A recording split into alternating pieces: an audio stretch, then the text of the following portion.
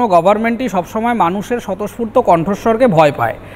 এবং আপনি যে গণতন্ত্রের কথাটা বলছেন, আমাদের এই মুহূর্তে পশ্চিমবঙ্গে যে গণতন্ত্রের পরিবেশটা রয়েছে, সেই গণতন্ত্রটা একটা শ্যাডো গণতন্ত্র বলে আমি মনে করি।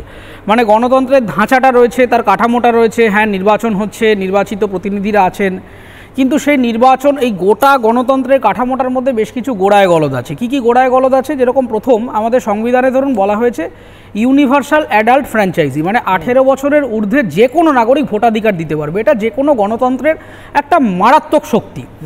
অর্থাৎ প্রত্যেক মানুষের সিদ্ধান্ত, সচেতনভাবে সিদ্ধান্ত নিয়ে একজনকে জয়ী করার বা পরাজিত করবার অধিকার দেওয়া হয়েছে।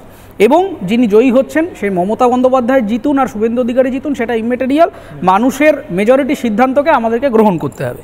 কিন্তু বিষয়টা হচ্ছে যে আদর্শ নিয়ে গণতন্ত্রটা তৈরি হয়েছিল, সেটা হচ্ছে মানুষকে সচেতনভাবে সিদ্ধান্ত নিতে দেওয়ার জায়গাটা তৈরি করে দিতে হবে।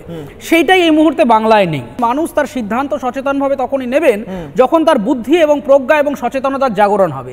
সেই কারণে অধিকাংশ মানুষকে এই অশিক্ষার অন্ধকারে নিমজ্জিত করে রাখতে চায় সরকার, এই কারণে ইচ্ছা করে চায়। কারণ যদি মানুষের মধ্যে সচেতনতা আসে, সে কিন্তু প্রশ্ন করবে। মানুষকে যতদিন আমরা ভুল বোঝাতে পারবো, বোকা বানাতে পারবো, ততদিন মানুষকে, আমি যদি চোখে কাপড় পরিয়ে রাখি, তাহলে যেদিকে তাকে চালনা করবো সেই দিকে যাবে।